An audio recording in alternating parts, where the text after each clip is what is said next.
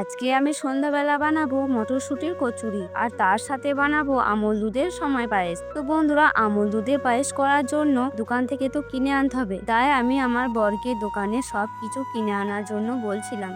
আর এইদিকে আমার বাবুটা বাবার সাথে যাওয়ার জন্য বাবাকে ছাড়ছিলই না। তো তারপর আমি বাবুকে কোনো রকম করে ঘরে নিয়ে এসে ভুলে ভালি দুধ মুড়ি খাওয়াছিলাম। আর বাবু অনেক ছোট, তাই ওর বাবার সাথে সন্ধ্যাবেলা যেতে দিইনি। তো তারপর আমার বর চলে এসেছে, আর এইদিকে আমি মটরশুঁটিগুলো একটা একটা করে ছাড়িয়ে নিচ্ছিলাম, আর মা এইদিকে ময়দাটা ভালো করে চেলে নিচ্ছিল। আর তারপর আমি মটরশুঁটিটাকে ভালো করে ধুয়ে মিক্সিতে ভরে দিলাম। আর তারপর ঘরে এসে মটরশুঁটিগুলোকে পেশাই করার জন্য মেশিনটাকে ঠিকঠাক করছিলাম। তো তারপর আমি মিক্সি বাটিটা ঠিক করে বসিয়ে নিয়ে মটরশুঁটিগুলোকে দুইবার পিষি করে নিলাম, আর পিষি করার পর মাকে দিয়ে দিলাম। তারপর মা ময়দাটাকে ভালো করে মাখছিল। আর এইদিকে আমার বাবুটা কি করছে দেখো, একদম সবাইকে পাগল করে দিচ্ছে। আর বাড়ির মধ্যে ও একাই ছেলে, তাই যা মন হচ্ছে তাই করছে। তো তারপর মা আর আমি এইদিকে লেচিগুলোকে গোল করে নিচ্ছিলাম, আর আমি এক একটা করে বেলে বেলে দিচ্ছিলাম, আর মা লুচিগুলোকে ছেঁকে নিচ্ছিল। তো তারপর আমার মটরশুঁটির কচুরি আর আমল দুধের সময় পায়েস হয়ে গিয়েছে। এখন আমি বরকেই খেতে দিয়ে দিলাম, আর বর খেয়ে বললো দারুণ হয়েছে। তো বন্ধুরা,